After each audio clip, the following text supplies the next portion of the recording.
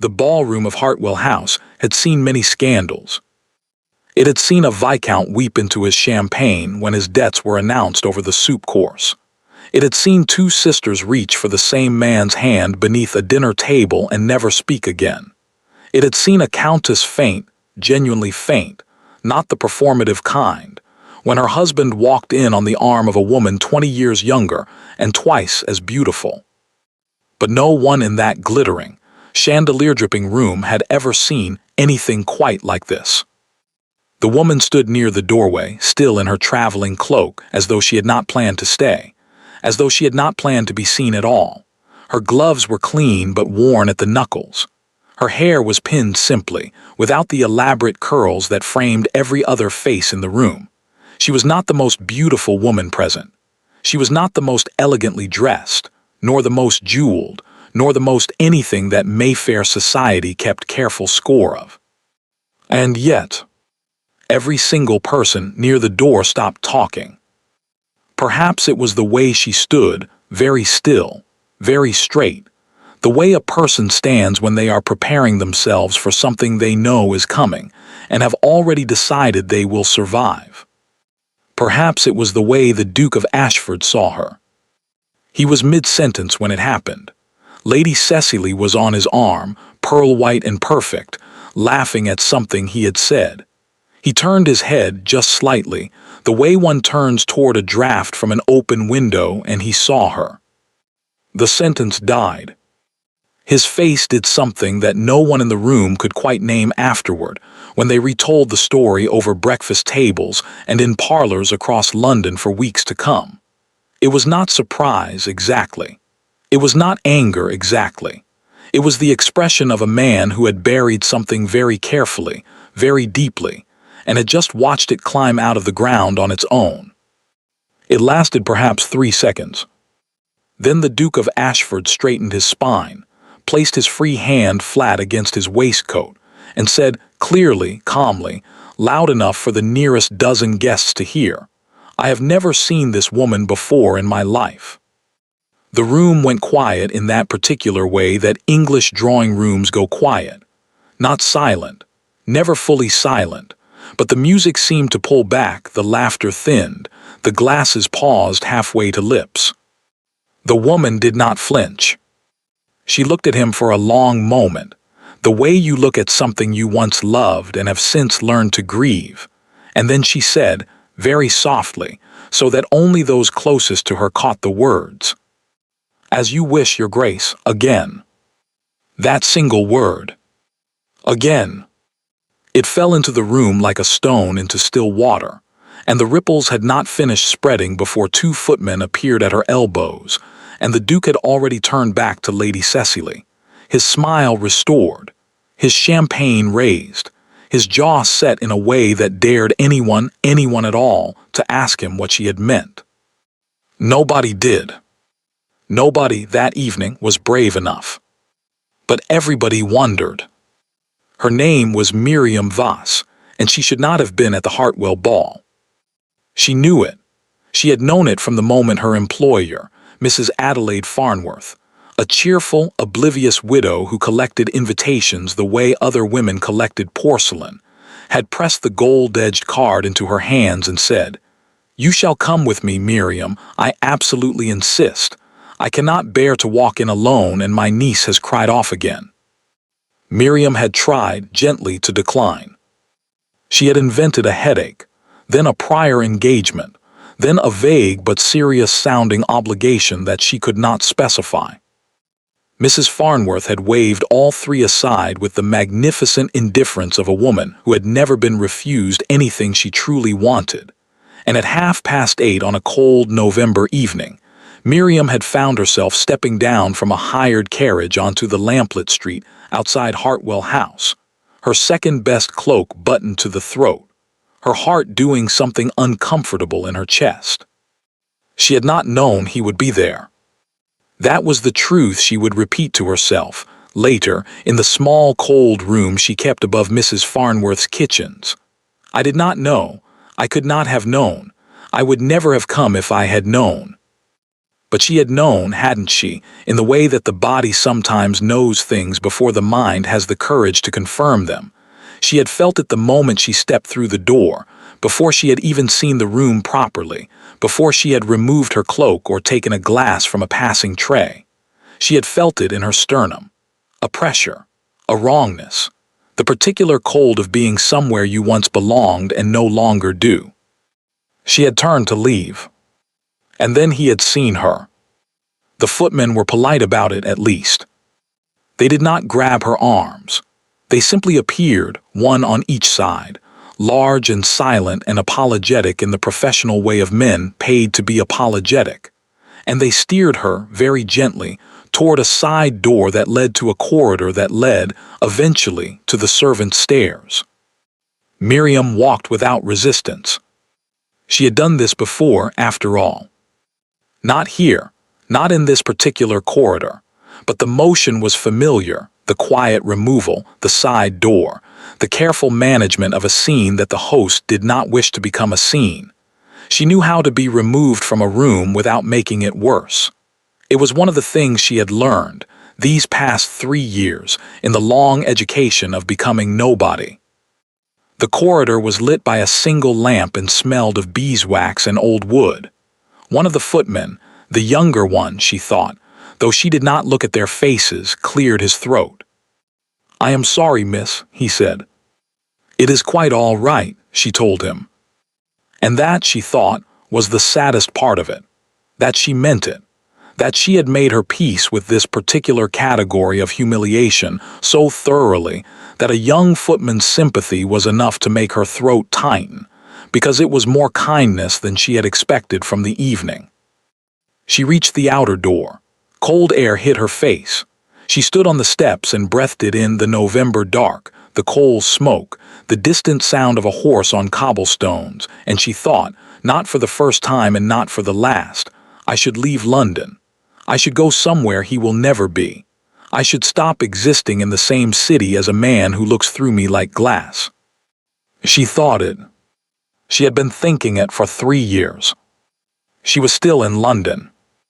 Mrs. Farnworth found her 20 minutes later, sitting on a mounting block at the edge of the mews, her cloak pulled tight, staring at nothing in particular. "Miriam, good heavens, there you are. I have been looking everywhere. Are you quite well? You look dreadful, my dear, absolutely dreadful. Was it the heat? The rooms are dreadfully hot. I said so to Lady Hartwell not an hour ago. I said the fires were excessive." "I had some air," Miriam said. "I am well. Shall we go in?"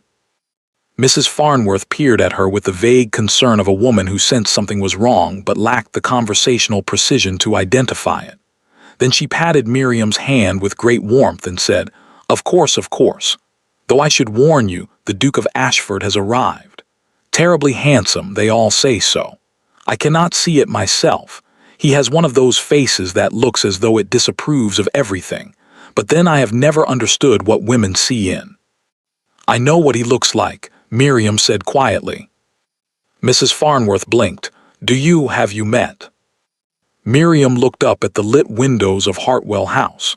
Somewhere behind that glass, a man was laughing at something Lady Cecily had said, his smile perfectly calibrated, his hand steady on his champagne, his eyes seeing nothing they did not choose to see. "No," she said, "we have never met." She stood up, smoothed her cloak, and walked back inside.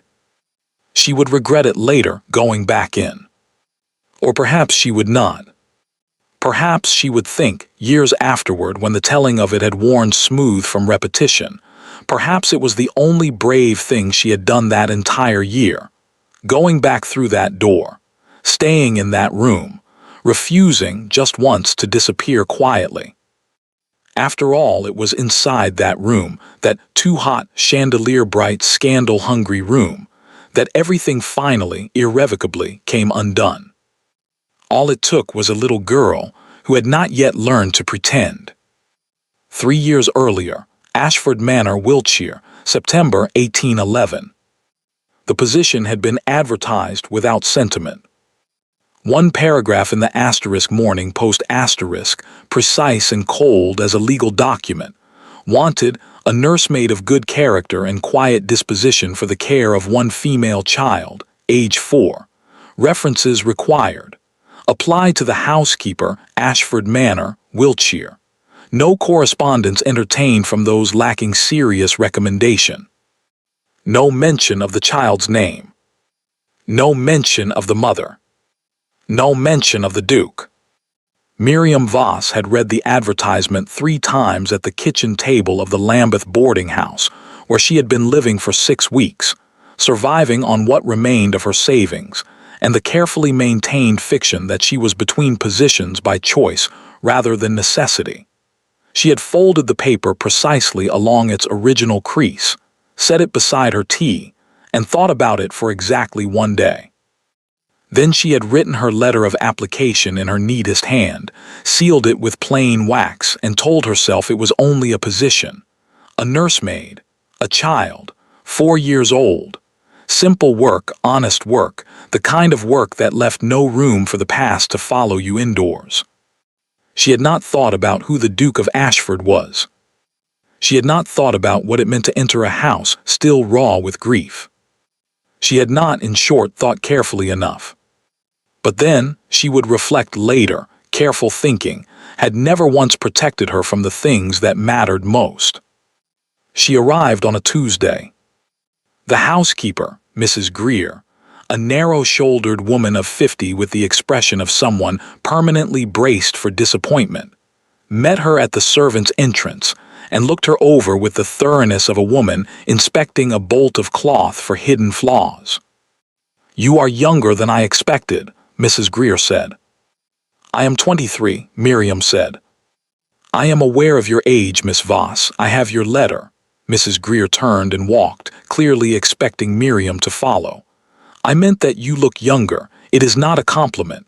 Lady Ashford's last nursemaid was 41 and had raised 7 of her own. The child ate her alive."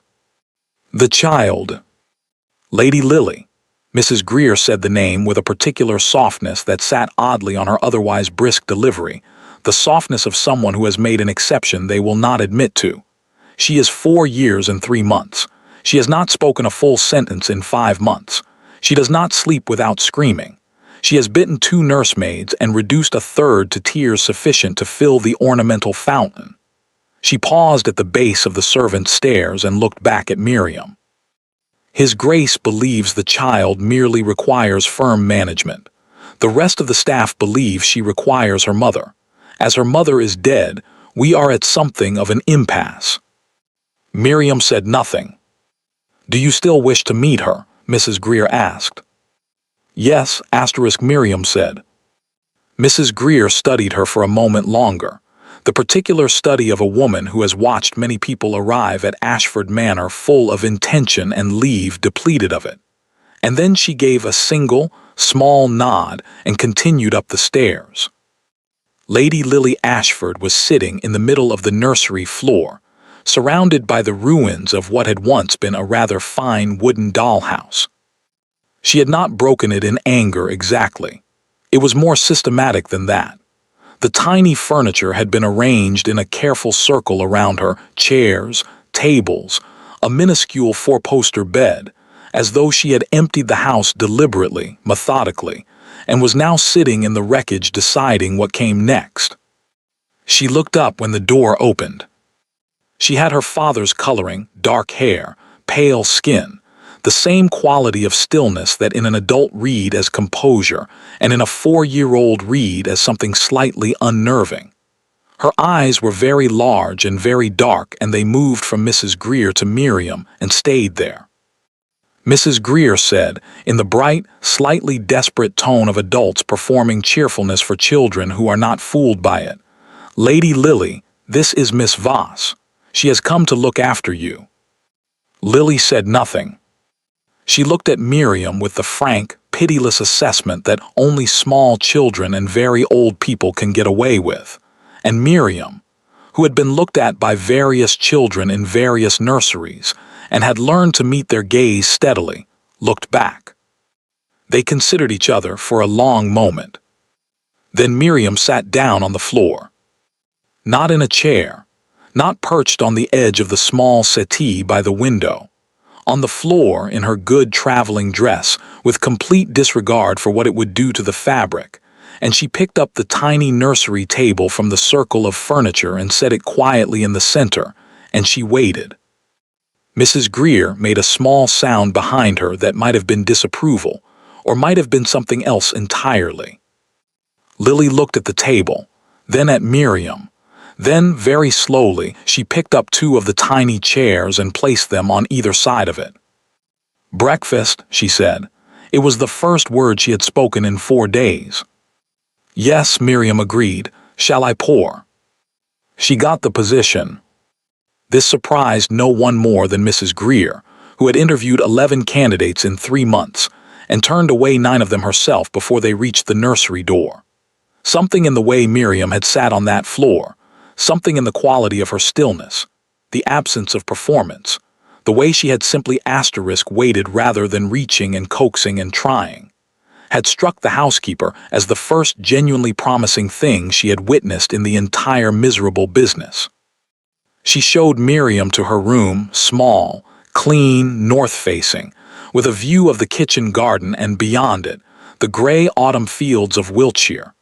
And she said, with the particular brevity of a woman who says important things quickly so as not to have to repeat them, "His Grace is in residence until November.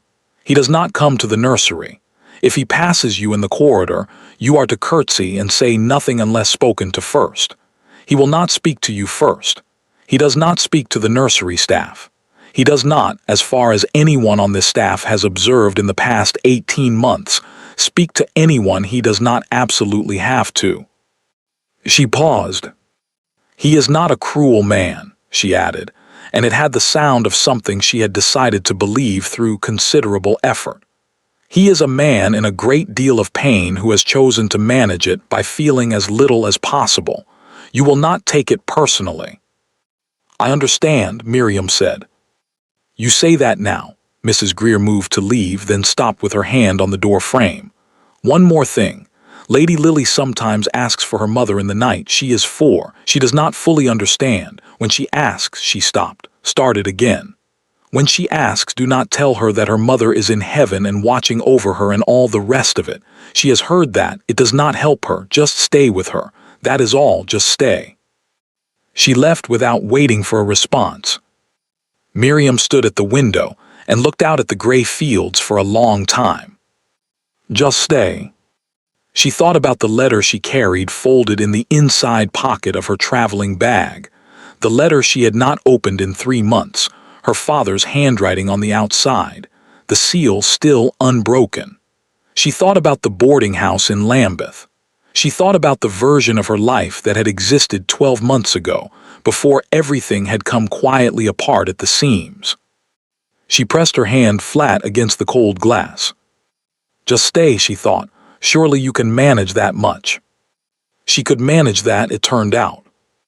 She could manage Lily, who was difficult and grieving and brilliant in the way that children who have been forced to sit quietly with large emotions sometimes are, who learned to trust slowly, and tested that trust constantly, and one morning, without warning or preamble, climbed into Miriam's lap while she was reading and fell asleep there as though it were the most natural thing in the world.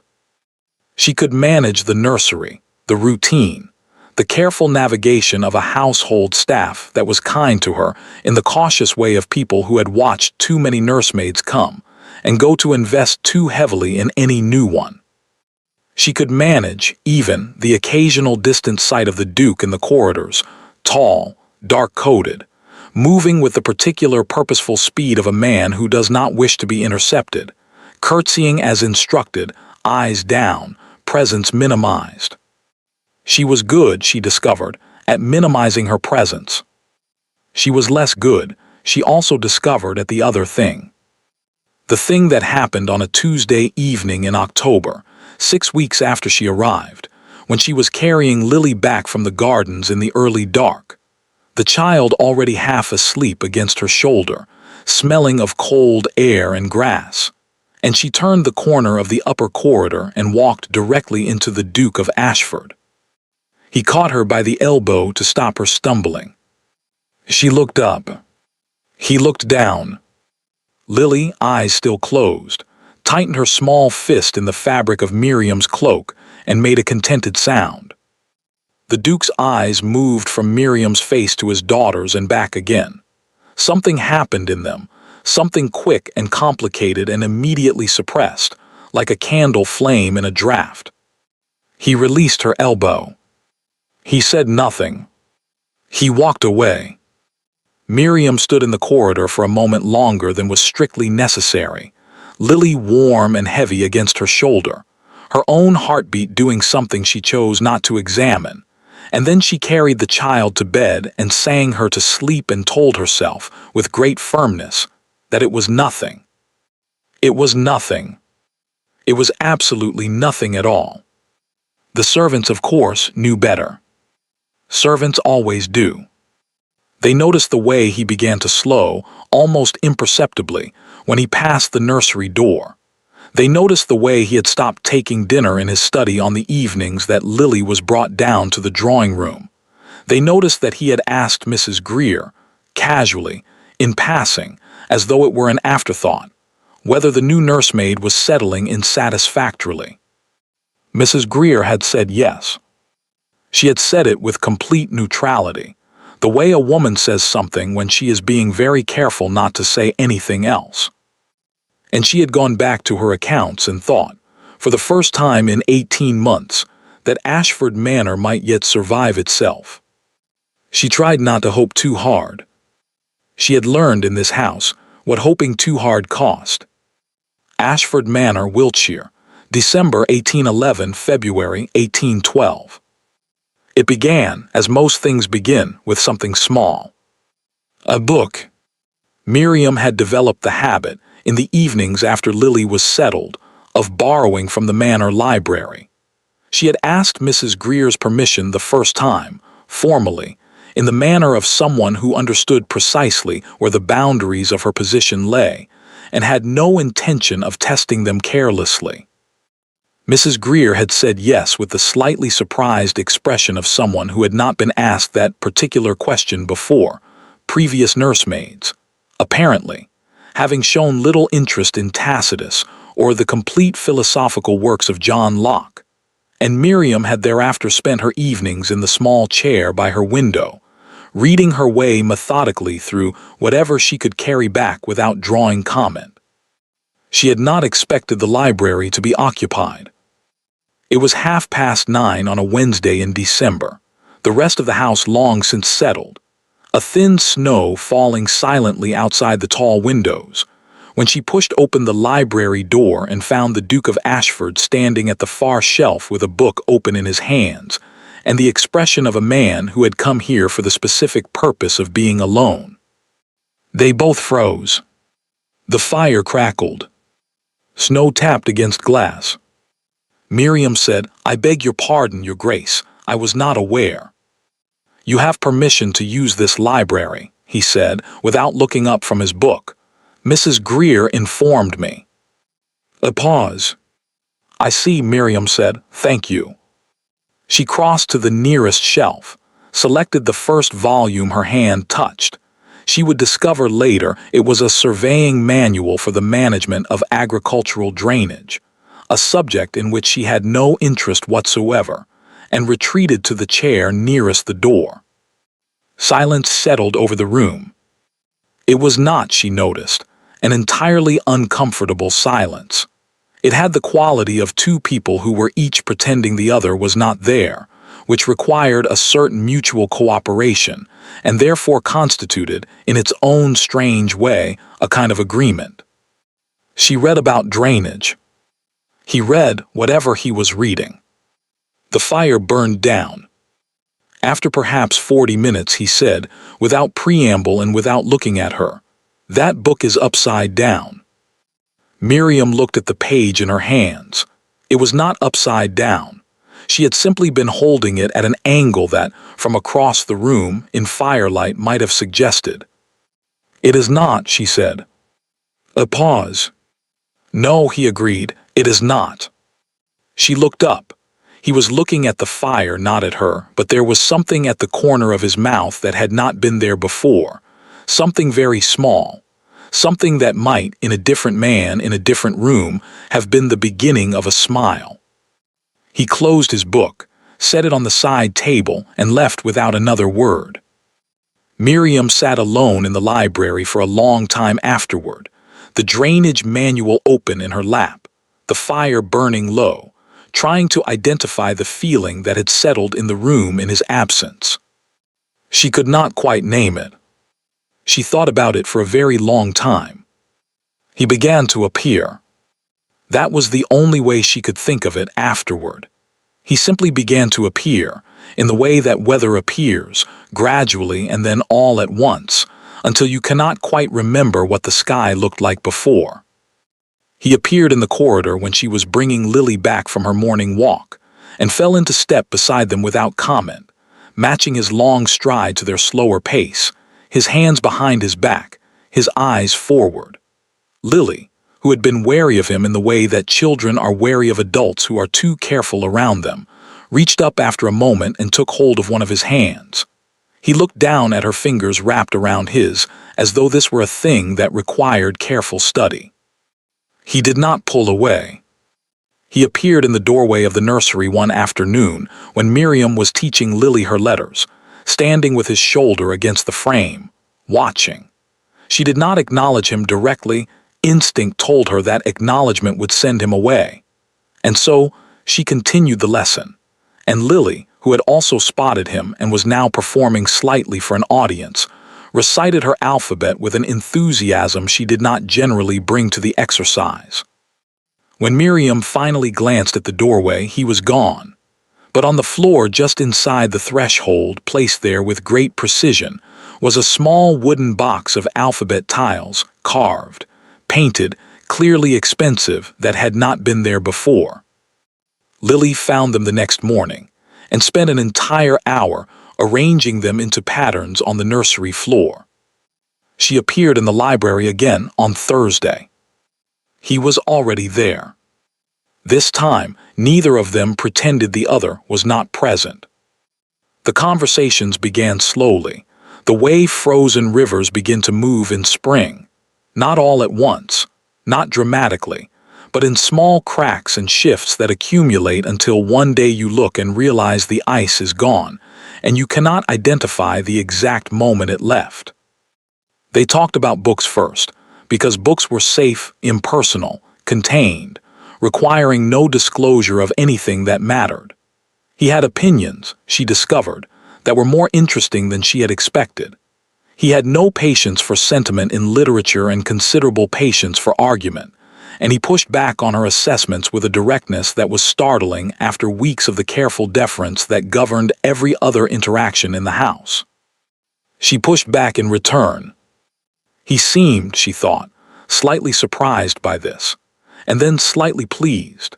And then, after a moment, simply engaged in the way of a man who has been having conversations in his own head for so long that a genuine interlocutor feels like a glass of water after a long thirst.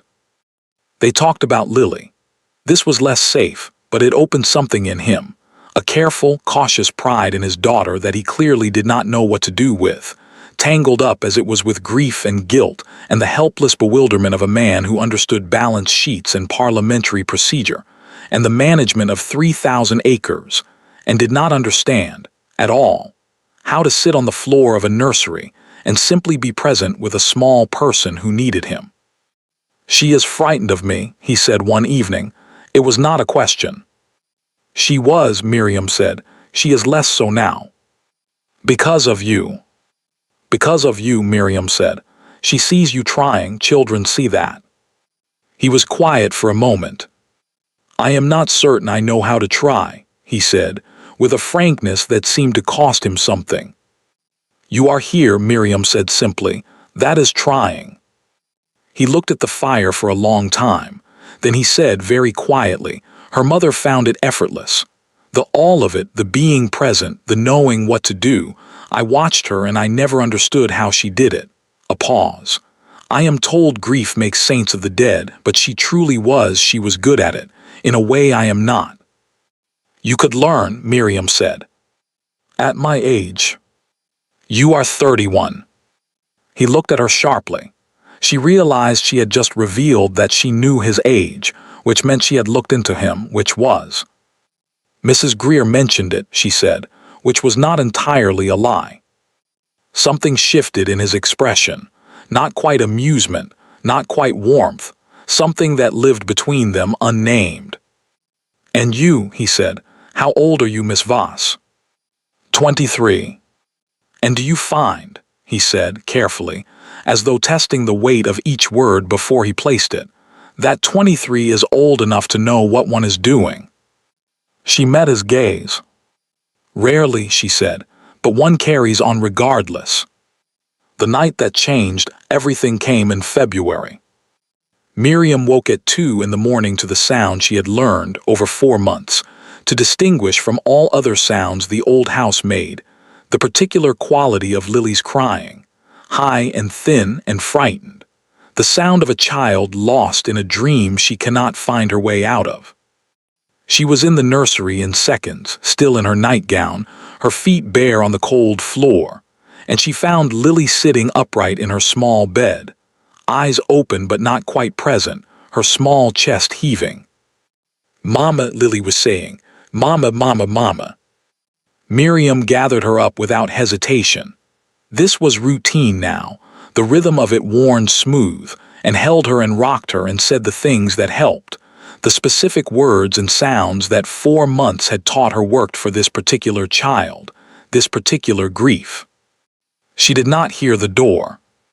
She became aware of him gradually, a stillness at the edge of the room, a presence near the doorway, and she looked up and found the Duke of Ashford standing there in his shirt sleeves, his coat evidently pulled on in haste and not buttoned, his dark hair disordered, his face doing the thing it sometimes did in unguarded moments when he thought no one was looking, the thing that was not composure, not the managed stillness of his public self, but something rower and quieter and entirely human. He was watching his daughter. He was watching his daughter, and his face was the face of a man who has been standing outside a room for a very long time and does not know if he is allowed in. Miriam held Lily a little closer and said, very quietly so as not to startle either of them, "She is all right.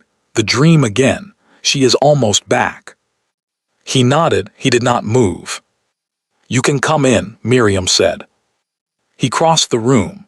He sat on the edge of Lily's bed, carefully, as though unsure of his welcome, and Lily, still half in the dream, turned toward him with the unerring instinct of a child who knows her father's warmth even through sleep, and burrowed against his side.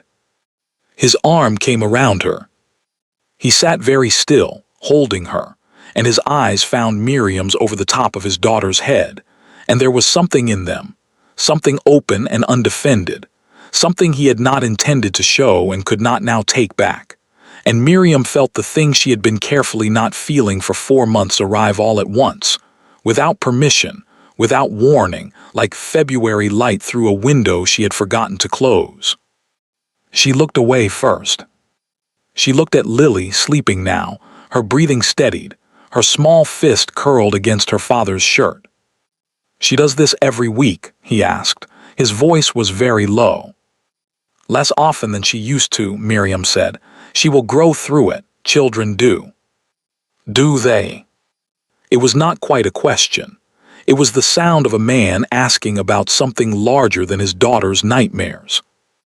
"Yes," Miriam said, and she meant it for him too, and she thought from the way he exhaled that he understood that she did. They sat on either side of Lily until the child was deeply, peacefully asleep. The candle burned low. The manor settled around them in its old, slow way. Outside, frost crept across the window panes in feathered patterns that would be gone by morning. He stood to leave. At the door he paused. "Miss Voss," he said without turning around. "Yes." A long moment. "Thank you," he said, "for staying." He was gone before she could answer. Miriam sat alone in the nursery for a long time, listening to Lily breathe, her hands folded in her lap, the cold creeping up through the bare soles of her feet, and she thought, Oh, this is going to be very difficult. She was right. And she was wrong. It was not difficult exactly. It was the opposite of difficult.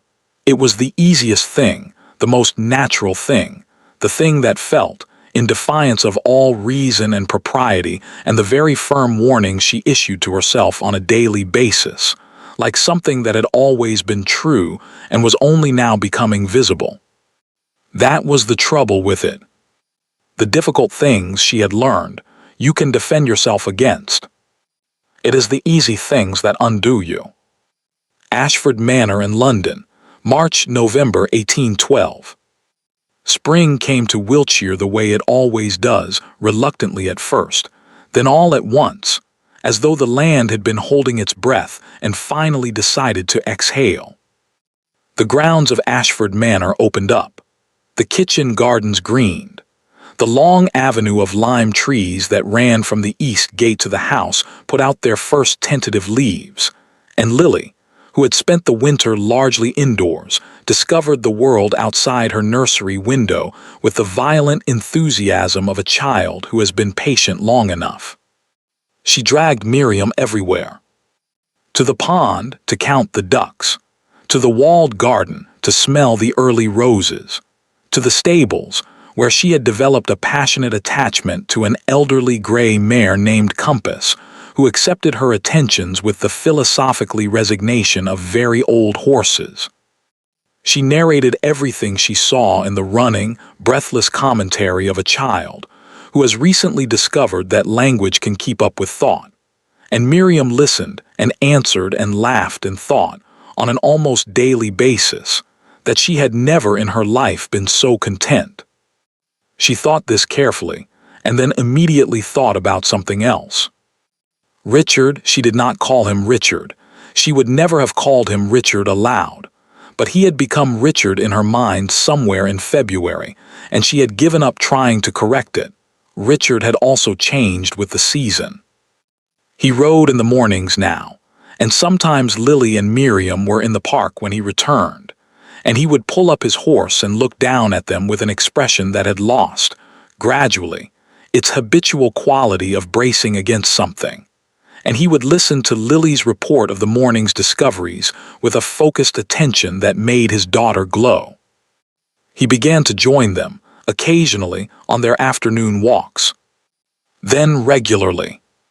Then it became, without any explicit arrangement, simply the pattern of the day, the three of them, in the late afternoons, moving through the grounds of the manor while Lily walked between them and talked without ceasing, and occasionally reached up to take a hand on each side, binding them together with the cheerful tyranny of a child who sees no reason why the people she loves should not also love each other. The staff noticed. Nobody said anything. The silence had a particular quality, the careful, collective silence of people who are hoping very hard for something and are afraid that naming it will frighten it away. He kissed her for the first time in the library. Of course it was the library. It was an evening in April, the windows open to the warm dark, the smell of new grass drifting in, and they had been arguing genuinely, happily arguing, the way they had learned to argue, each of them pushing and retreating and pushing again, about whether Richardson's Pamela was a sincere moral document or the most elaborate piece of wish fulfillment in the English language. Miriam had said it was both, which she maintained was not a contradiction. Richard had said that was an evasion dressed up as nuance. She had said that the inability to hold two ideas simultaneously was a limitation she had noticed in men of a certain education. He had looked at her for a long moment with something in his eyes that she had been learning, slowly, to read. And then he had set down his book and crossed the room and kissed her with a directness that was entirely consistent with everything she knew of his character, and entirely inconsistent with everything she had been telling herself for 6 months. She had kissed him back. She was not going to pretend, even to herself, that she had not. What followed was 3 months that she would spend the rest of her life turning over in her hands like a stone worn smooth from handling, examining it, tracing its edges, trying to determine whether it had been real or only something she had wanted so badly that she had mistaken the wanting for the thing itself. It had been real. She was certain of that. He was not a demonstrative man.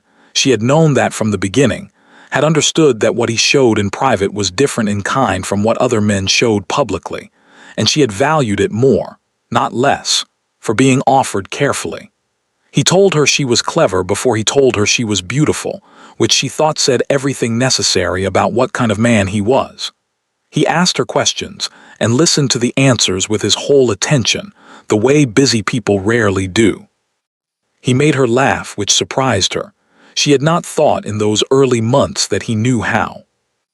In June, on an evening when Lily was asleep and the house was quiet and the last light was sitting gold and long across the library floor, he had taken her hands in both of his and said, without preamble, in the direct way of a man who has made a decision and sees no reason to obscure it, "I intend to marry you." Not a question, not quite a statement. Something in between an intention declared, a door opened, a hand extended. Miriam had looked at their joined hands for a moment. "That will cause considerable difficulty," she said. "Yes," he agreed, "I am aware." "Your family." "My mother will disagree. She disagrees with most things I do. I have learned to find it clarifying." "Society." "Society," he said, with a quiet firmness that she would remember for years, "does not sleep in this house or raise my daughter or sit in this library at 10 o'clock at night making me defend my opinions about 18th century literature. Society's preferences are not my primary concern." She had looked at him for a long time. "You mean it," she said. "It was not a question either." "I never say things I do not mean," he said. "I would have thought 4 months of argument had established that conclusively." She had laughed. He had smiled, the real smile, the one that reached his eyes, the one that she suspected very few people had ever seen. "Yes," she said, "I mean yes." He had lifted her hands to his lips. Outside in the lime avenue, the trees were in full summer leaf, and the evening was warm, and Lily was dreaming whatever 4-year-olds dream when they are safe and loved, and have spent the afternoon doing exactly as they pleased. Miriam had thought, this is it, this is the thing, this is real. She had been right about all three. She had simply not understood yet how little that mattered. The Duchess arrived in September. Helena Ashford, the Dowager Duchess, Richard's mother, came without announcement on a Tuesday morning in a carriage that was considerably grander than the occasion seemed to require, accompanied by 2 maids, a personal secretary, and the particular energy of a woman who has received information she considers actionable. Richard was in London for the week on estate business. Miriam, therefore, met her alone. She was shown into the yellow sitting room, not her usual territory, not the nursery or the library or the back corridors she moved through as a matter of course, and she sat in the chair across from the Duchess and understood, from the first moment, exactly what this was. Helena Ashford was not a cruel woman in the obvious way. She did not shout. She did not sneer. She was perhaps 60, beautifully maintained, with Richard's eyes and a face that had learned, over decades, to reveal only what it chose to reveal. She sat with the perfect posture of a woman who has never once in her life needed to make herself smaller, and she looked at Miriam with an expression of calm, almost clinical appraisal, and she said, "I will not waste your time, Miss Voss. I know what has been happening here. I know my son's intentions, and I am here to explain to you as clearly as I can why you will not allow this to proceed." Miriam folded her hands in her lap. "I am listening," she said. What followed was methodical. Helena laid it out the way a solicitor lays out a case, without heat, without apparent malice, simply with the steady accumulation of facts arranged to produce an inevitable conclusion. Richard's position, the dukedom's requirements, the expectations of his peers, his tenants, his obligations to a title that was not merely his but belonged, in a sense, to everyone who depended on it. The marriage he had been expected to make to someone of appropriate birth, appropriate connection, appropriate social weight, and what happened to titles, to estates, to the futures of those who depended on them when dukes made unsuitable marriages. And then, when Miriam had said nothing through all of it, had simply sat with her hands folded, and her face composed in the way she had learned, in a difficult life, to compose it, Helena reached into the small bag beside her chair and produced a letter. She placed it on the table between them. Miriam recognized it immediately. The handwriting on the outside, the seal still intact. Her father's letter, the one she had carried for over a year without opening, the one she had kept in the inside pocket of her traveling bag, had moved from lodging house to lodging house, had brought with her to Ashford Manor and kept at the bottom of her small chest of drawers, had never been able to make herself open because some part of her had always known that what was inside it would cost her something. "Where did you get that?" Miriam said. "It came out very flat." "That is not important," Helena said. "It is my property." "It was," Helena said. "I have read it. I think you know what it contains." Miriam looked at the letter, at her father's handwriting, at the seal she had never broken. "Tell me," she said quietly. Helena told her. The contents were not, in the end, entirely surprising. Her father, Robert Voss, whom she had grown up believing to be a respectable if unsuccessful merchant of good English stock, had written the letter during an illness 3 years prior, in the manner of a man who wishes to die without certain weights upon his conscience. He had written that he was not, in fact, who he had told her he was. That his own father had been an Irish laborer named Cassidy who had come to England in the 1770s, and had reinvented himself with the thorough efficiency of a man who understands that identity, in England, is largely a matter of performance. That Miriam's mother had known the truth and kept it. That Miriam herself had no English blood worth speaking of on her father's side, no family connections of any standing, and no claim to the modest respectability she had been raised to assume was hers. That she was, by every measure that mattered in 1812, nobody. Helena let the silence hold for a moment. Then she said, "You understand what this means." "I understand what you believe it means," Miriam said. "It means," Helena said with great patience, "that my son, who does not yet know this, and who I am prepared to allow to continue not knowing it, provided we reach an understanding today, would be binding his title, his daughter's future, and the futures of every family on 3 estates to a woman with nothing. No birth, no connection, no name that will withstand examination." She paused. "He believes himself in love. I do not doubt his sincerity." "But sincerity, Miss Voss, does not pay tenant farmers or maintain the roofs of 500 houses, or negotiate a suitable marriage for a daughter when that daughter comes of age." "And Lily," Miriam said because she could not help it. Something shifted in Helena's expression, briefly, almost imperceptibly. If Miriam had not been watching very carefully, she would have missed it. "Lily," Helena said, "is exactly why you will do this." She let that sit. A duke's daughter raised under the shadow of her father's scandalous second marriage, to a woman of no birth, no standing, no verifiable identity, will find every door closed to her, every school, every connection, every suitable match when the time comes. She straightened infinitesimally. "You love the child. I have been told so by everyone in this house who has an opinion which appears to be everyone in this house. If you love her, you will not do this to her future." Miriam sat very still. She looked at the letter on the table between them. She thought about Lily in the nursery above them, working on her letters, arranging and rearranging the painted wooden tiles into patterns that pleased her, waiting for Miriam to come back upstairs.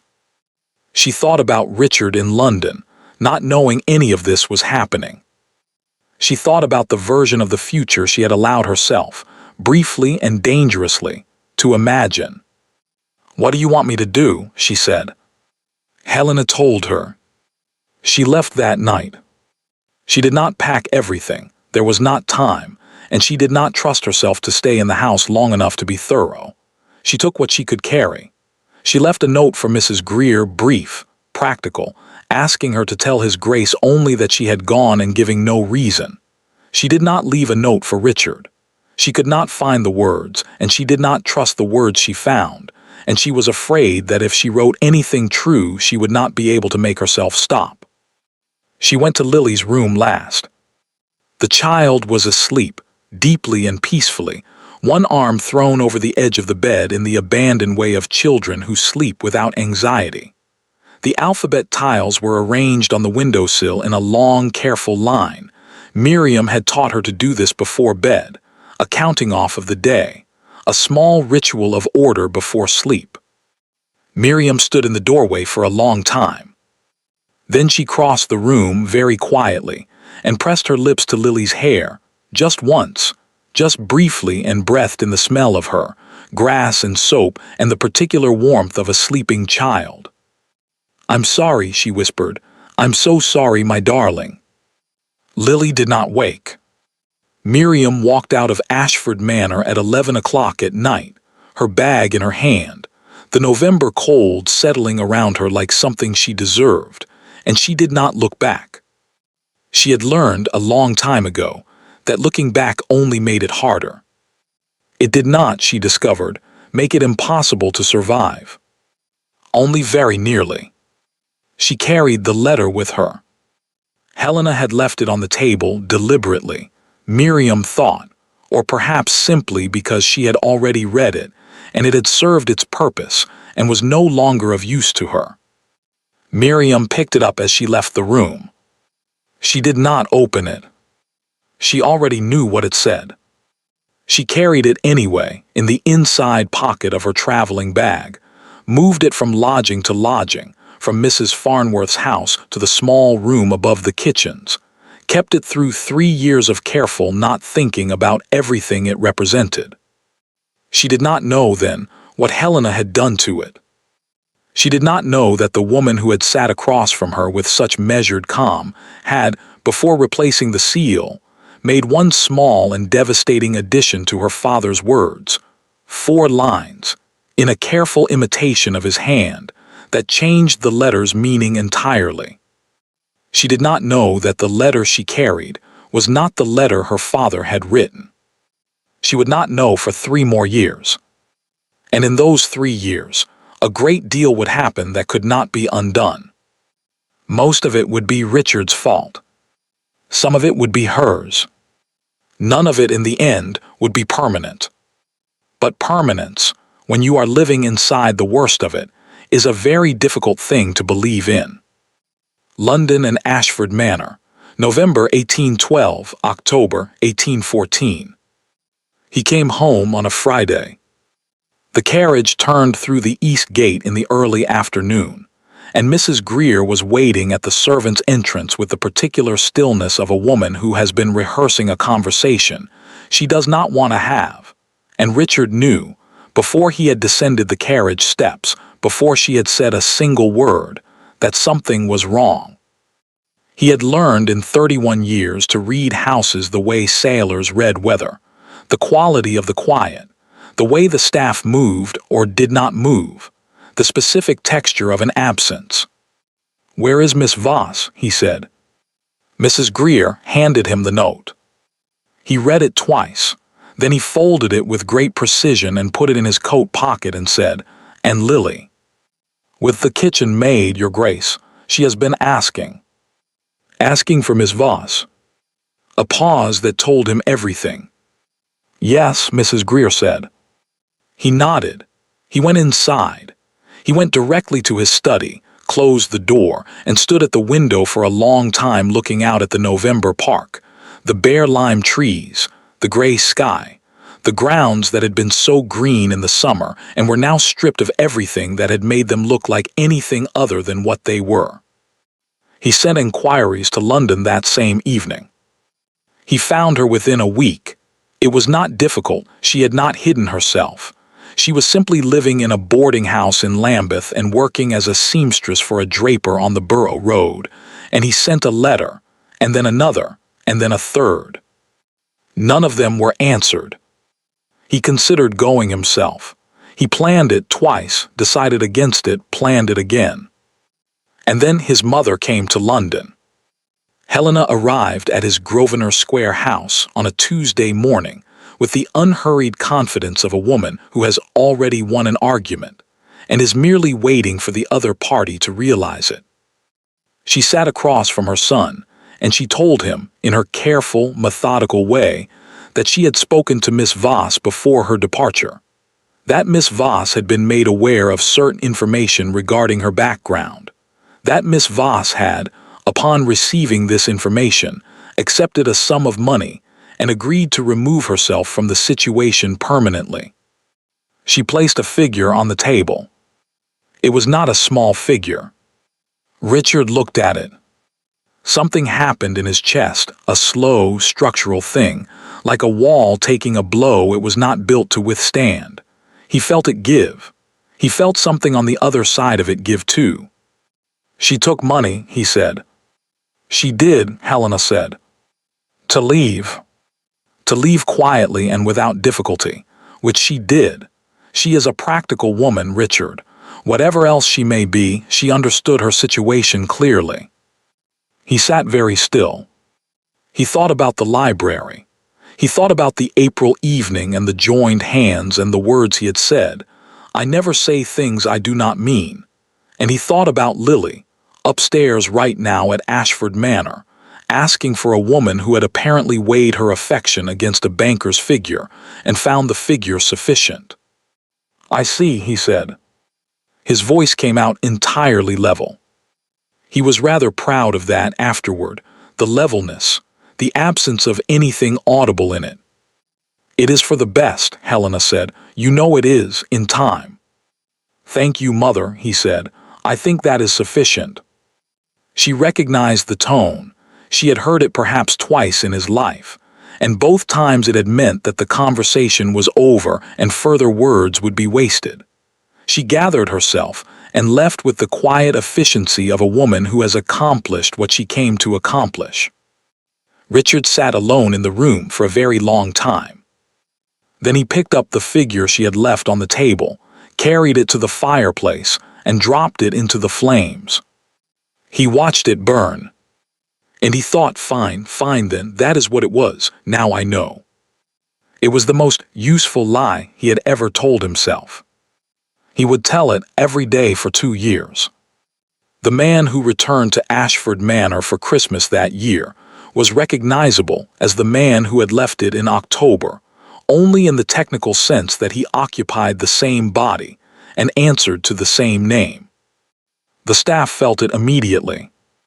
Not cruelty, he was not cruel, had never been cruel, that was not what had changed.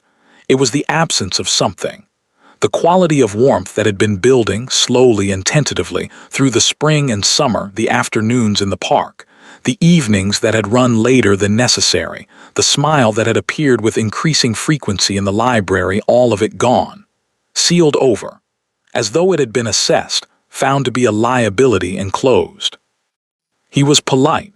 He was efficient. He managed his estates and his parliamentary obligations and his household with the focused competence that had always been his defining characteristic. And he did all of it with the particular energy of a man who has decided that work is preferable to thought. Lily understood none of this, of course. Lily was 4 years old and had lost, in the space of 1 week, the only mother she had known. She did not process this with the philosophical resignation of an adult. She processed it with the full force of a small person for whom abandonment is not a concept but a physical reality.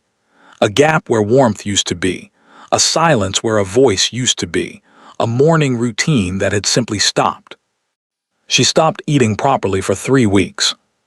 She stopped sleeping through the night for 2 months. She asked for Miriam with a persistence that was, in its own way, the bravest thing Richard had ever witnessed. The refusal of a child to accept that love, once given, could simply be withdrawn without explanation. He did not know how to answer her. He tried in his stiff and inadequate way. He sat with her. He read to her badly in the halting voice of a man unused to reading aloud.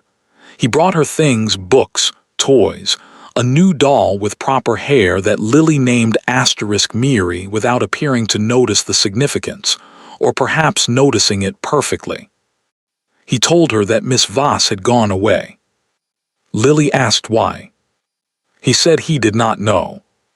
Lily looked at him with her dark eyes, his own eyes in her small face, and said, "Did she stop loving us?" He had not been prepared for that. "No," he said, and was surprised to find that he meant it despite everything. "No, I don't think that was it." "Then why?" He had no answer. It was the first time in his adult life that he had sat with a question he could not resolve by applying sufficient intelligence and resources to it, and found that sitting with it was simply what was required. He sat with it.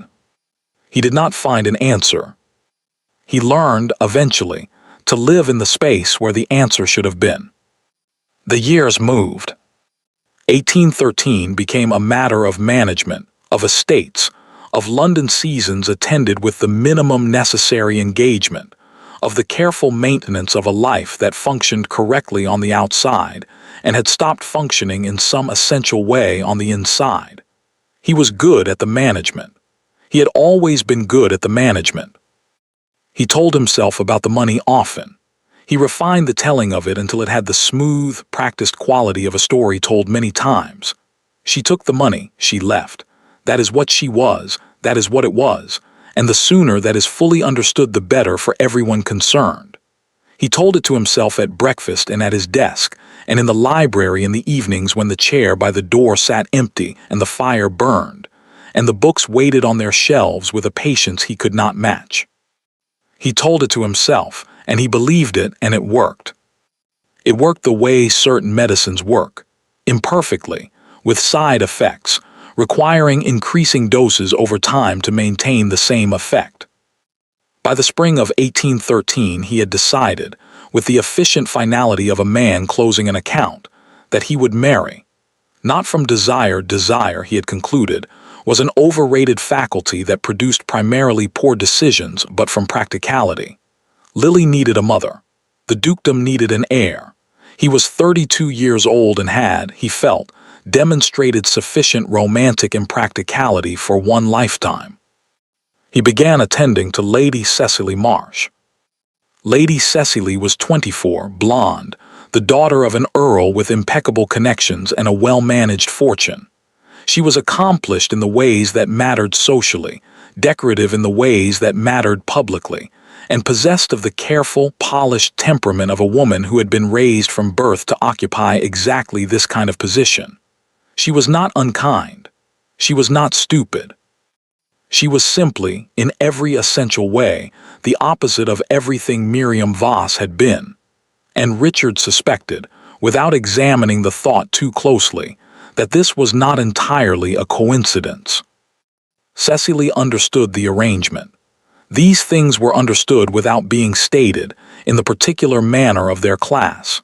She was not expecting passion. She was expecting position, security, and a husband who would be present for the required occasions and absent for the rest. It was a transaction conducted with mutual clarity and no illusions on either side. Richard told himself this was better. He almost believed it. And then in October of 1814, Duchess Helena died. She went quickly, a stroke in the night, without warning, with none of the protracted suffering that might have allowed for the conversations that now would never happen. She was found by her maid in the morning, peacefully arranged, her hands folded, her face composed in the same expression of cool authority it had worn for 60 years. Richard stood at her graveside in the Wiltshire rain, and felt the complicated thing that children feel when they bury a parent they have never fully understood, grief tangled with something that was not quite anger and not quite relief, and not quite anything he had a word for. He went through her effects himself. He did not know why exactly. Helena had always been meticulous. There would be no disorder to manage. But some instinct drove him to do it personally, to look through the papers and letters and small accumulated materials of her careful life with his own hands. He found the letter on the third day. It was in a locked box in her writing desk, in an envelope addressed to no one, and when he opened it, he found inside a single sheet of paper in his mother's handwriting. Not a letter, exactly, more in the nature of a record, the kind a precise and methodical person makes when they want to be certain that what they have done is documented for their own conscience, or perhaps for God, since they have no intention of showing it to anyone else. He read it. He read it again. He sat at his mother's writing desk in the autumn quiet of her London house, and he read it a third time, very slowly, and then he set it down with great care, the way you set down something that has just detonated in your hands, and you are not yet certain of the extent of the damage. His mother had lied. Not about all of it. The letter from Miriam's father had been real. The circumstances of her birth had been real enough in their way. But the figure, the money she had told him Miriam had accepted, had been a fiction. A clean, simple, devastating fiction. Helena had paid Miriam nothing. She had threatened her instead, with Lily, with the child's future, with the specific leverage that a clever woman uses when she understands that money will not be enough. Miriam had not been bought. Miriam had been cornered. And she had sacrificed herself, her future, her happiness, her presence in this house and in this family, for a child who was not even hers, because a cold and brilliant woman had understood, with uncomfortable accuracy, exactly what Miriam loved most and exactly how to use it. Richard sat at the desk for a long time. Outside, London moved around him. Carriages and voices, and the ordinary noise of a city that did not know or care that inside this room a man was sitting very still with the rubble of 2 years of careful, practiced, self-protective belief lying in pieces around him. He had been wrong. He had been profoundly, completely, irreversibly wrong, not just about what Miriam had done, but about what he had done in response to it. Every coldness, every closed door. Every morning he had applied himself to forgetting her with the thoroughness of a man destroying evidence. Every evening he had sat in the library with the chair by the door empty, and had told himself that the emptiness was fine, was correct, was what happened when you made the rational choice. He had been wrong about all of it. The question was whether wrong at this distance was something that could be corrected. He did not know the answer. He found himself, for the first time in 2 years, in the position of a man who does not know the answer and cannot manage his way to one. He found himself thinking about a November ball. He found himself thinking about a woman in a traveling cloak near a doorway, still and straight, and prepared for whatever was coming.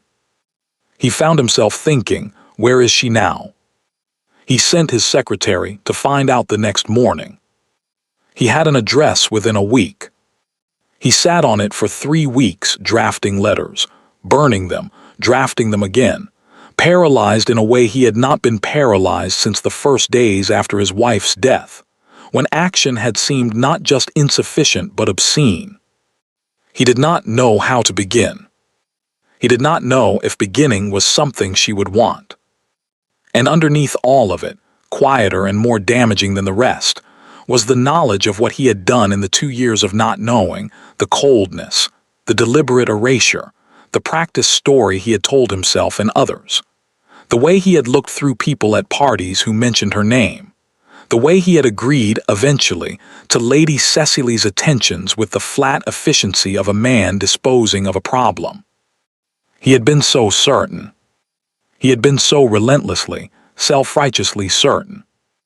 And while he had been certain, she had been living in a room above someone's kitchens, working for a cheerful widow who did not know her, carrying a letter she had not opened because she did not know it had been corrupted, and believing, he could only imagine she believed, that she had done the right thing and that it had cost her everything, and that this was simply what the right thing sometimes cost. He sat in his study at Grosvenor Square on a Tuesday evening in November, one hand flat on his desk, the other holding an unfinished letter, the fire burning low, and he thought, "She is in this city. She has been in this city for 3 years. And in 3 weeks I will take Lady Cecily Marsh to the Hartwell ball, and I will smile, and I will be everything that is expected of me, and I will be wrong about that too." He set down the letter. He pressed both hands flat on the desk. He closed his eyes. He thought about a February night and a nursery and a child sleeping between two people who had not yet understood what they were to each other, and a voice saying, "You can come in." He had come in. And then he had walked back out and locked the door behind him, and thrown away the key with both hands and called it wisdom. He did not finish the letter that night. He would not finish it for another 2 weeks, and by then it would be too late. The Hartwell ball would be 4 days away. The engagement to Lady Cecily would be 3 weeks from announcement, and all the careful architecture of the life he had built on a lie would be standing, polished and correct and entirely hollow, waiting for something to walk through it. He did not know yet what that something would be. He did not know that it would be small, that it would have dark hair and her father's eyes, and a fistful of another woman's skirt, that it would weigh perhaps 4 stone, that it would say one word, and that one word would be enough. Hartwell House, London, November 1814. Lily had not been meant to attend the ball. Children of 5 did not attend balls, this was understood, had never required discussion. But Lily had developed, over the past year, a habit of small rebellions against the boundaries of the nursery, and on this particular evening, with her father occupied downstairs receiving guests and her new nurse distracted by a vexing letter from her sister, she had simply walked out of the nursery, down 2 flights of stairs, and through a door she was not supposed to open. She told herself she only wanted to see the dresses. She had heard the nursery maids talking about the Hartwell ball for a week, the flowers, the music, the candles, the gowns, and her 5-year-old imagination, fed on the half-understood fragments of adult conversation, had constructed something glittering and impossible that she simply needed to see with her own eyes. She slipped through a side door into the edge of the ballroom. No one noticed her at first. She was small, and the room was full, and a child in a white nightgown at the edge of a crowd is the kind of thing that adults' eyes slide past when they are not specifically looking for it. She stood in the shadow of a large potted fern near the wall and looked at the room with her mouth slightly open. It was, she decided, exactly as glittering and impossible as she had imagined. She was still looking at the chandeliers, at the dancers, at the impossible quantity of candles, when she heard her father's voice. She knew it instantly. She had spent 5 years learning the particular register of it, the way it changed in different rooms, the way it sounded when he was tired or pleased or, as now, doing the careful, controlled thing he did at parties that she did not entirely understand but recognized as a kind of performance. She turned to find him. And that was when she saw her. Lily did not think in that moment about 3 years of separation. She did not think about the explanation she had been given. Miss Voss had to go away, darling. It was for the best. It could not be helped explanations that had never satisfied her, and that she had simply learned to stop questioning aloud because questioning them made the adults around her uncomfortable in a way she did not like to cause. She did not think about any of that. She saw a woman near the doorway in a plain cloak, standing very still, and something in her small body recognized her before her mind had finished processing the recognition. The particular shape of her, the way she held her shoulders, Something in the tilt of her head that 5 years of memory, however dimmed, had not fully erased. And in the same instant, she heard her father say, loudly, clearly, in the voice that meant something important was happening, "I have never seen this woman before in my life." Lily did not understand the words as a lie. She understood them as something worse, confirmation. Her father had said the words. Her father did not say things he did not mean. She knew this about him, had absorbed it the way children absorb the fundamental physics of their parents' characters. And so, if her father said he had never seen this woman, then perhaps Lily was wrong. Perhaps it was not her. Perhaps the woman who had sung to her every night for a year, who had taught her her letters with painted wooden tiles, who had once held her through an entire night of fever without sleeping, was simply a stranger who looked like a memory. She watched the footmen begin to move toward the woman. She watched the woman not flinch. She watched her say something quiet that Lily was too far away to hear, and she watched her turn, very calmly, toward the door, as though she had expected exactly this and had already made her peace with it. And something in Lily, something that had been held very still and very careful for 3 years, something that had learned not to ask too many questions, because the answers made the grown-ups around her sad, broke open. "Mama," she said. It came out small at first, a whisper into the noise of the ballroom, lost beneath the orchestra and the laughter and the clink of glasses. She said it again, louder, and this time she was already moving. "Mama." She ran. She ran the way only small children run, without calculation, without grace, with her whole small body thrown forward into the effort of it, her bare feet. She had forgotten her slippers. She had forgotten everything except the singular, overwhelming need to reach the woman by the door, slapping against the marble floor, weaving between skirts and legs and the startled, parting bodies of 200 of London's most fashionable people, all of whom turned as one.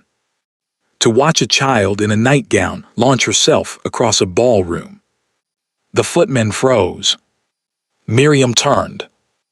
And the world for a moment simply stopped. She had perhaps 1 second to prepare herself, and she did not use it for preparation.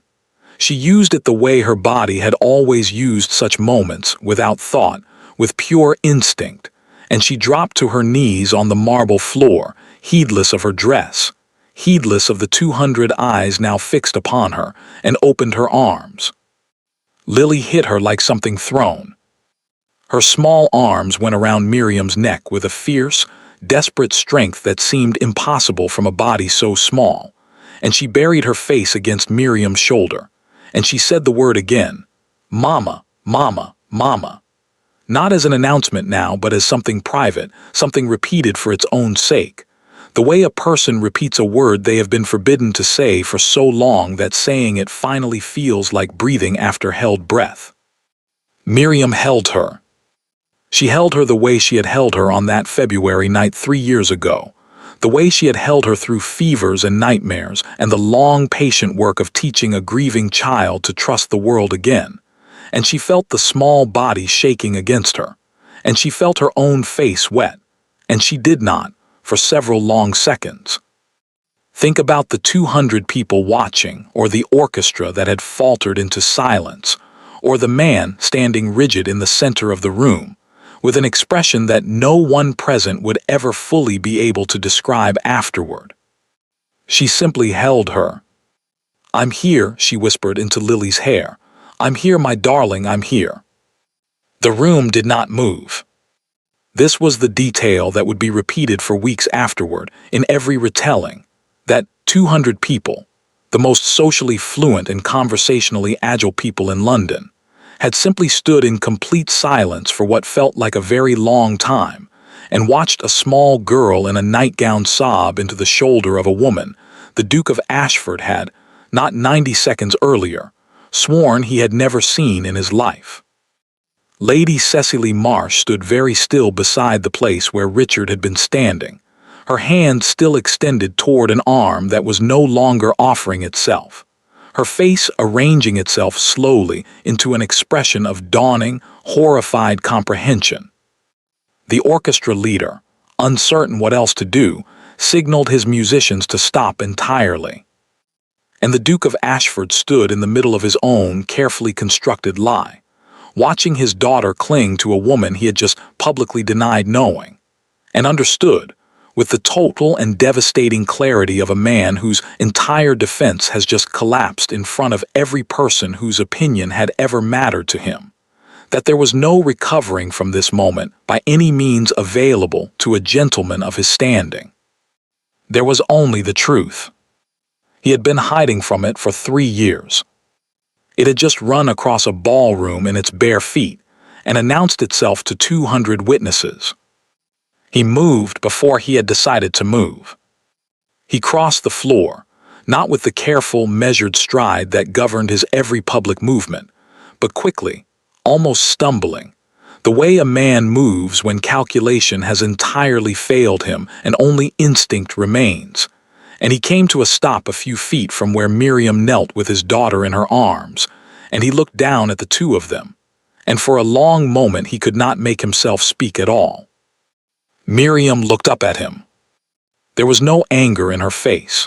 That was the thing that undid him most completely, not accusation, not triumph, not even the cold composure he might have expected and almost would have preferred, because at least that he could have responded to. There was only a terrible, weary sadness, 3 years deep, the sadness of a woman who has run out of the energy required to be angry at someone, and has settled instead into something quieter and more permanent. "Your Grace," she said very softly. It was the same voice she had used at the door 20 minutes earlier. "As you wish, Your Grace," again.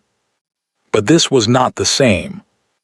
This time her voice broke on the title, very slightly, in a way that told the entire silent room, though only he was close enough to hear it clearly, that the composure she had maintained for 3 years was not infinite.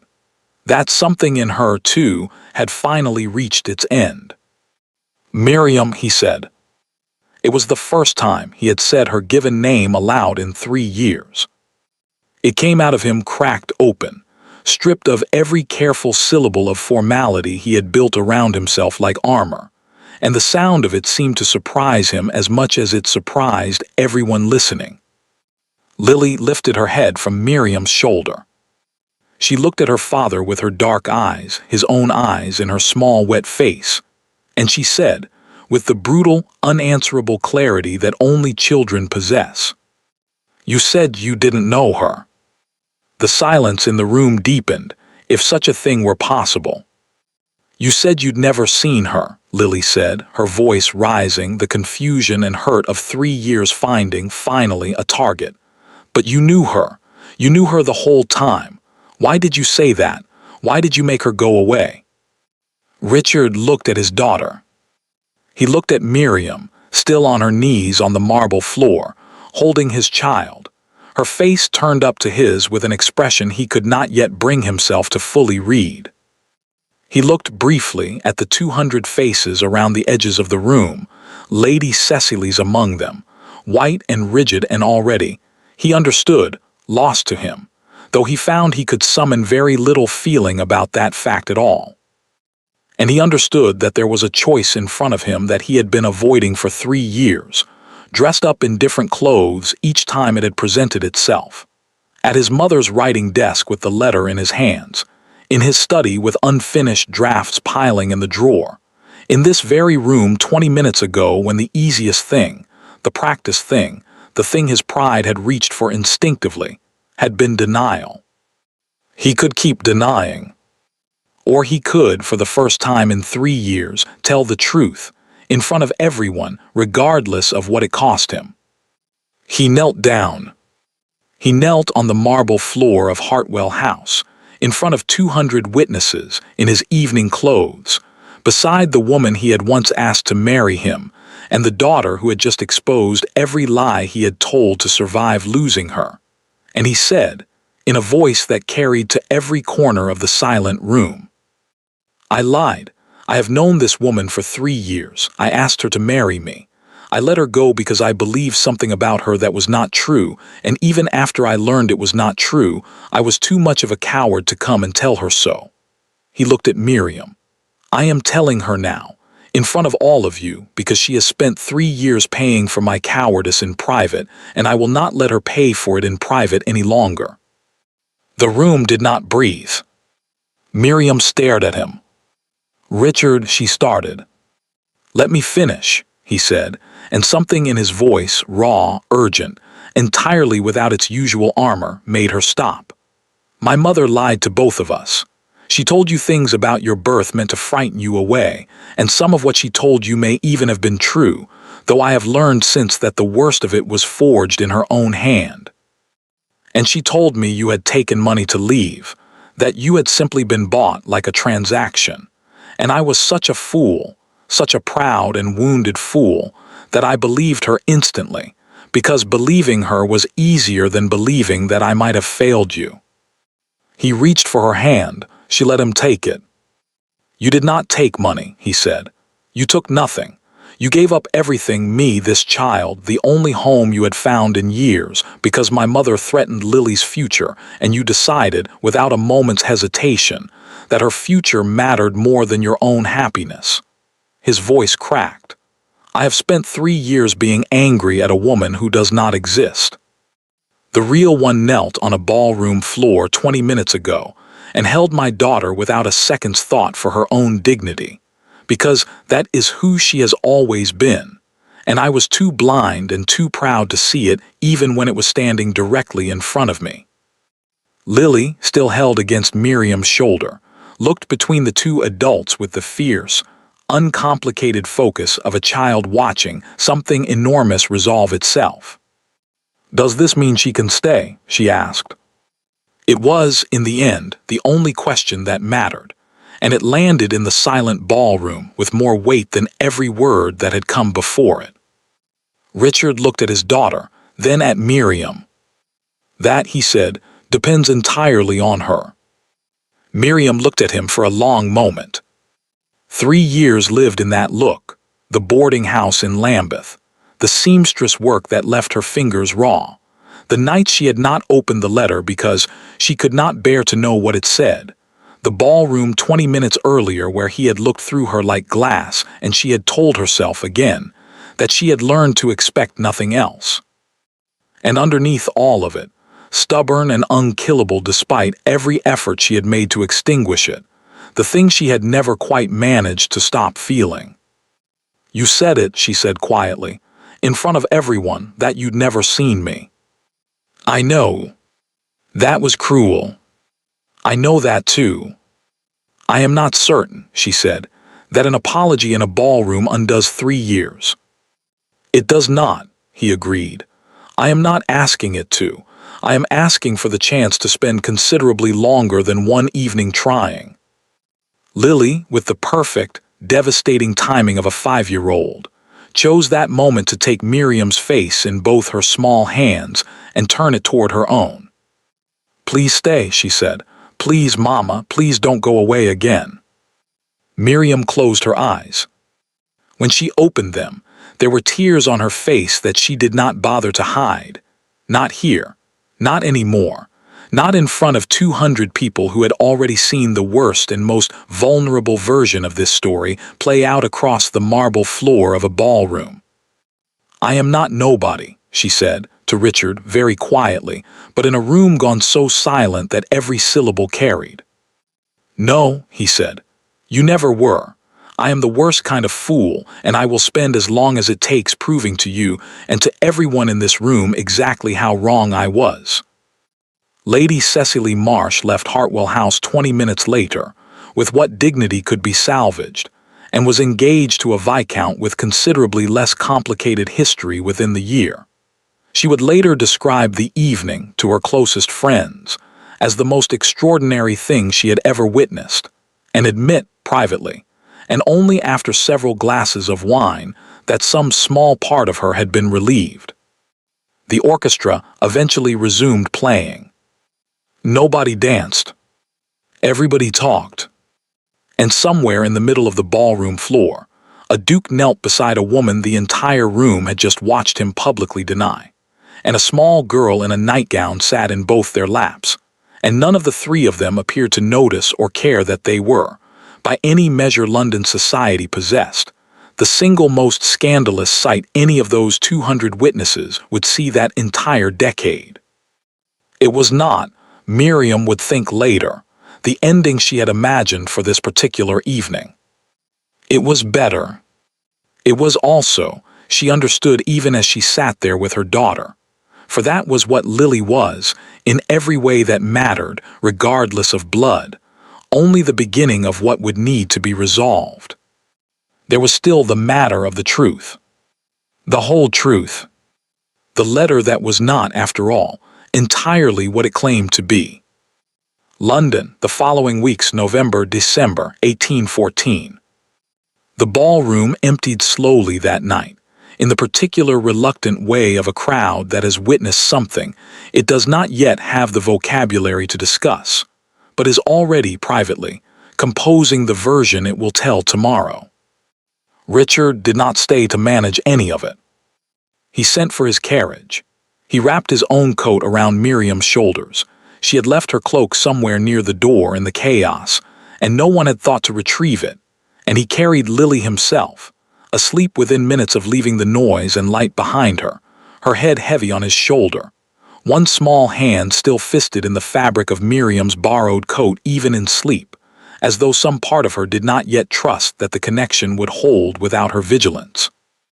They rode to Grosvenor Square in silence. It was not an uncomfortable silence. It was the silence of two people who have just lived through something too large for words, and have not yet found the smaller words required to begin discussing it properly. Miriam looked out the carriage window at London, moving past, gaslit and indifferent, the same city that had held her in obscurity for 3 years, that knew nothing of what had just happened inside Hartwell House, and would know everything about it by tomorrow afternoon. "I have so many questions," she said finally, "that I do not know where to begin." "Begin anywhere," Richard said. "I will answer all of them. I have 3 years of answers I should have given you already." They began, in the end, with the letter. It came out the next morning, in the quiet of the Grosvenor Square library.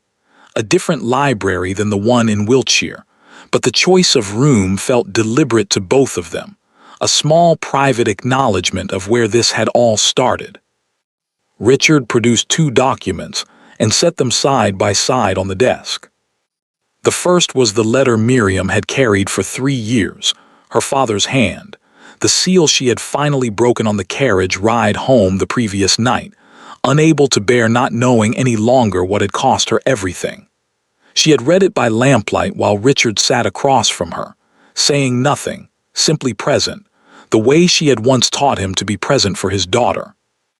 The second was a document Richard's secretary had spent 3 days locating, correspondence between her father, Robert Voss, and a solicitor in Edinburgh, dated some 8 years prior, concerning a small inheritance. "Read it," Richard said. Miriam read it. What it revealed, in dry legal language entirely unlike her father's emotional, guilt-soaked confession, was this: Robert Voss's father had not been an anonymous Irish laborer reinventing himself, as the letter Miriam carried claimed. He had been Alastair Cassidy, the younger son of a minor Scottish baronetcy in Ayrshire, a family of modest but entirely legitimate standing, fallen on hard times 2 generations back, who had indeed left for England to seek better fortune, but who had done so as exactly what he was: a baronet's son with a small income and a real, documented, perfectly respectable name. "He was not a fraud," Miriam said slowly. "My grandfather, he was not pretending to be something he wasn't, he simply stopped using a title he had no estate to support." "Your father's letter said otherwise," Richard said quietly. "I had it examined, by a man who specializes in such matters, comparing hands, identifying alterations. He turned the original letter toward her and pointed to 4 lines near the bottom, written in ink that was very slightly, almost imperceptibly, different in shade from the rest. These lines are not your father's hand. They were added afterward, by someone skilled enough that it would take a specialist to notice, and motivated enough to do it anyway. Miriam stared at the 4 lines. No family connections of any standing. No claim to even the modest respectability you were raised to believe was yours. You are, in every way that matters to the world we live in, nobody. Your mother, she said. My mother, Richard agreed. She did not invent your circumstances from nothing. She found a true story, a quiet, complicated, slightly embarrassing story about a Scottish family that had let a title lapse rather than maintain it without funds to do so properly, and she sharpened it into something cruel. She did not need to lie entirely. She only needed to lie enough. Miriam sat with the letter in her hands for a long time. 3 years, she said. I believed I was nobody for 3 years because of 4 lines. 3 years, Richard said. I believed you had taken money to abandon us because I wanted an easy answer more than I wanted the true one. He reached across the desk and took the letter gently from her hands, setting it aside. We were both lied to, but only one of us chose to believe the lie because it was convenient. That was me. I will not pretend otherwise to you or to myself ever again. The weeks that followed were not, despite everything, simple. London talked. London always talked, and a duke publicly denying a woman and then publicly kneeling before her, in front of 200 witnesses, with his daughter sobbing the word mama into the silence between them, was precisely the kind of story that London could not stop discussing for an entire winter season. Some of the talk was unkind. Lady Cecily's family, understandably aggrieved, made certain that several uncharitable versions of events circulated in the most fashionable drawing rooms. There were whispers about Miriam's birth, her years as a servant, the impropriety of the entire arrangement, the scandal of a duke's daughter calling a former nursemaid Mama in front of the cream of London society. Miriam heard all of it eventually. She had expected to. What she had not expected was how little it mattered, set against the small, solid fact of Lily's hand in hers each morning, and Richard's steady, deliberate presence beside her at every gathering they chose together to attend, regardless of whose disapproval they might encounter there. You do not have to do this, she told him once, after a particularly frosty evening at the Pemberton townhouse, where 3 matrons had pointedly turned their backs as they entered. You could simply withdraw from society for a season. Let it pass quietly. I spent 3 years letting things pass quietly, Richard said. It cost us everything we had. I find I have no further appetite for quiet. He took her to every event that winter. He introduced her, deliberately by name, to anyone who would receive the introduction. He made it, through sheer persistent visibility, increasingly difficult for London to treat her as a scandal rather than as exactly what she was. The woman the Duke of Ashford intended, openly and without apology, to marry. Slowly the talk changed shape. It always did eventually, when the people at its center simply refused to be ashamed. There was one more conversation that mattered more than any drawing room in London. It happened in the nursery at Ashford Manor, where they returned together in early December, the 3 of them, Richard, Miriam, and Lily, who had not let either of them out of her sight for more than an hour at a stretch since the night of the ball, as though she still feared, somewhere in the unguarded part of herself that children cannot fully reason away, that the separation might happen again if she blinked. Mrs. Greer met them at the servants' entrance. The same entrance, Miriam noted, where she had first arrived 3 years earlier as an anonymous applicant for a position no one had wanted badly enough to fill, and the older woman's face, normally so carefully composed, broke into something unguarded and real. Miss Voss, she said, I told you, did I not? I told you he was not a cruel man. "You did," Miriam said. "I did not tell you he was a fool," Mrs. Greer added, with the particular dryness she reserved for her most genuine affections, "because I had not yet fully appreciated the extent of it." That evening, with Lily finally and reluctantly asleep upstairs, Richard and Miriam sat together in the library. The same chairs, the same fire, the same shelf where a misread book had once cracked open 3 years of careful silence.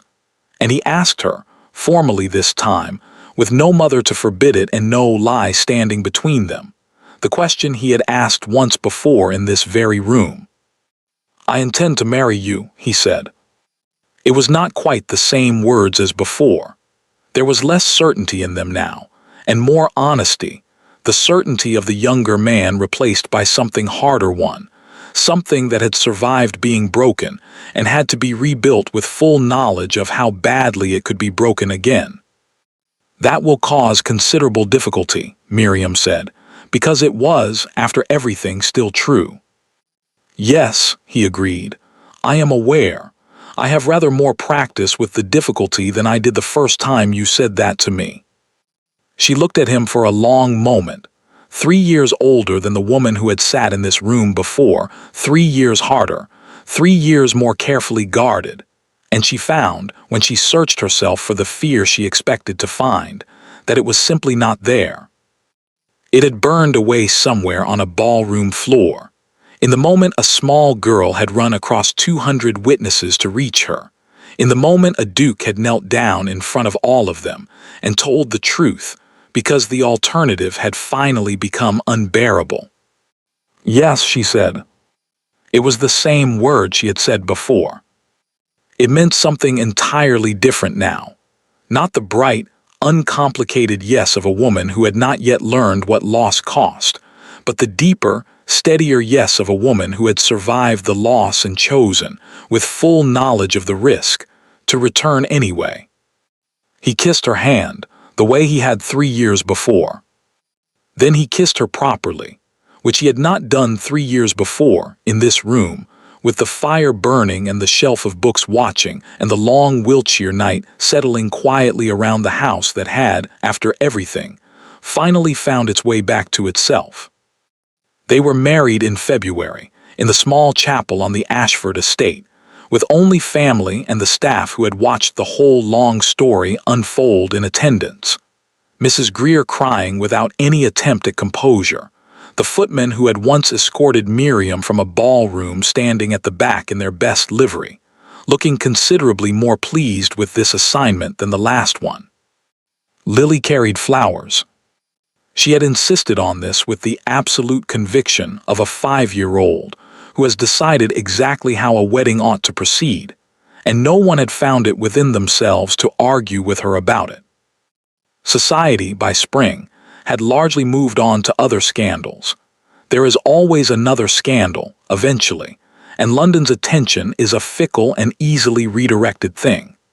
The Duke and Duchess of Ashford were received, in time, with the particular thoroughness that the aristocracy reserves for stories that have resolved themselves into something they can comfortably retell as romantic rather than merely disgraceful. Miriam did not much care by then which version they told. She knew the true one. So did the only two people whose opinion had ever actually mattered. Ashford Manor, Wiltshire, 5 years later, 1819. The library had changed very little. The same shelves, the same fire burning low on a cold evening in early spring, the same chairs by the window, though one of them had been moved, years ago, slightly closer to the other, and had simply stayed there ever since, as though the room itself had quietly accepted the new arrangement and saw no reason to revisit it. Miriam sat in hers with a book open, unread in her lap. She was watching, instead, the scene taking place on the rug before the fire. Lily, now 10, sprawled on her stomach with her chin propped on her hands, deep in argument with her father about whether a particular Latin translation was correct.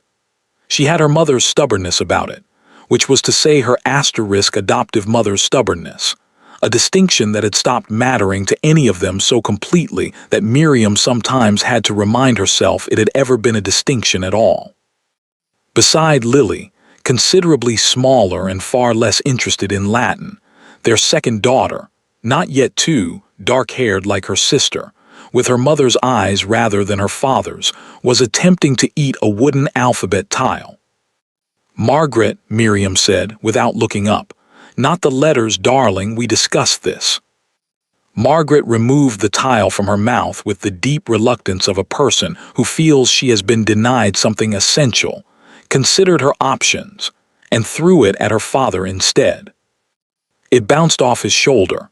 Richard, mid-sentence about Latin conjugation, did not even pause. "Your daughter has assaulted me," he said to Miriam, without breaking stride in his argument with Lily. "She is your daughter when she misbehaves," Miriam said. "I distinctly remember the terms of our agreement." He looked up at that, across the fire-lit room, the same look he had given her 100 times over 5 years, the one that still, even now, made something in her chest go warm and unguarded. And he smiled the real smile, the one that had once been so rare and now appeared so easily that she sometimes forgot it had ever been otherwise. "I recall no such agreement," he said. "You were not paying attention when we made it. You rarely are where Margaret's mischief is concerned." "I am paying considerable attention now," he said, and there was something underneath the lightness of it, something that still, after 5 years, carried the particular weight of a man who remembers exactly how easily all of this could have never happened. He said things like that sometimes, small, quiet acknowledgments, dropped into ordinary evenings without warning. Miriam had learned not to deflect them. She had learned instead to simply let them land, because she understood by now that he needed to say them as much as she occasionally needed to hear them. Later, after the children had been carried up to bed, Margaret already asleep against her father's shoulder, Lily walking ahead with the self-important dignity of an eldest child who considers herself far too old to be carried, though she had not, in fact, declined the offer when it was made. Miriam returned alone to the library and stood for a while at the window, looking out at the dark shape of the lime avenue, bare-branched against a clear, star-scattered sky. Richard found her there some time later. He came up behind her and put his arms around her, and she leaned back against him, and they stood like that for a while without speaking, the way they had learned to do, comfortable in silences that no longer needed filling. "I had a letter today," he said eventually, "from Hartwell. Lord Hartwell is hosting another ball this season. He has specifically requested that we attend."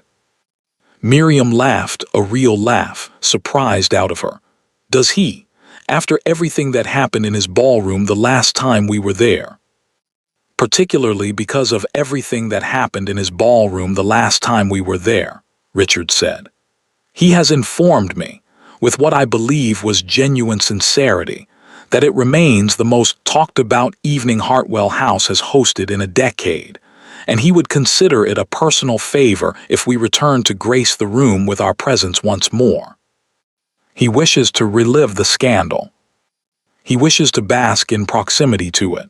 There is a difference, apparently, though I confess I cannot fully articulate what it is." Miriam turned in his arms to look up at him. "Shall we go?" she asked.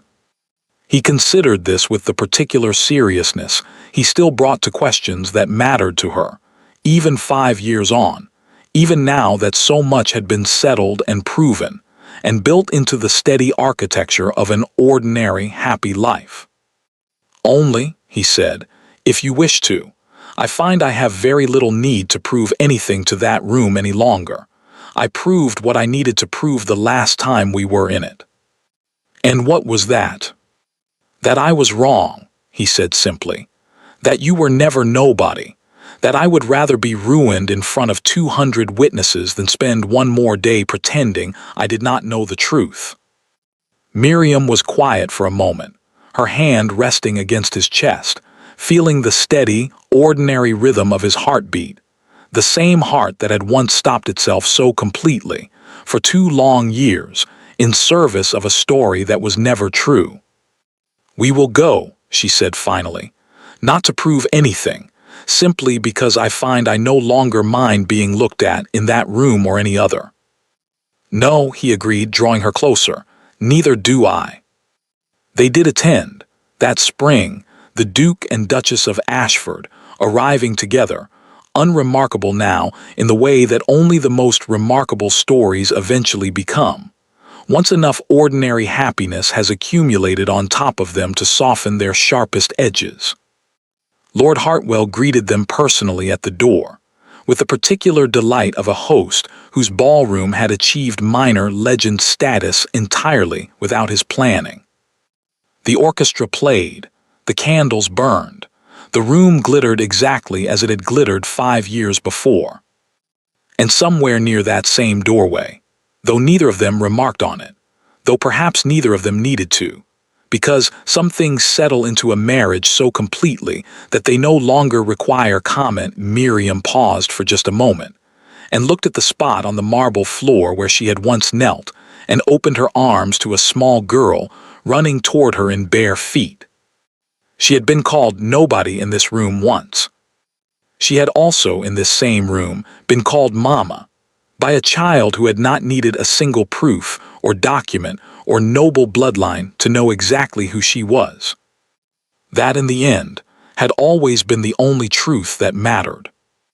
Everything else, the letters, the lies, the carefully constructed cruelties of people who measured worth in bloodlines and bank drafts, had simply been noise, eventually quieted by the much louder, much simpler fact of love that had refused, against every obstacle placed in front of it, to stay buried. The Duke took his wife's hand. The orchestra began a waltz. And this time, when they crossed the floor together, the entire room watched them do it with nothing but warmth. Thank you for listening to the story all the way to the end. Please tell us which city you're watching from and what the story made you feel. Don't forget to subscribe so you won't miss new stories.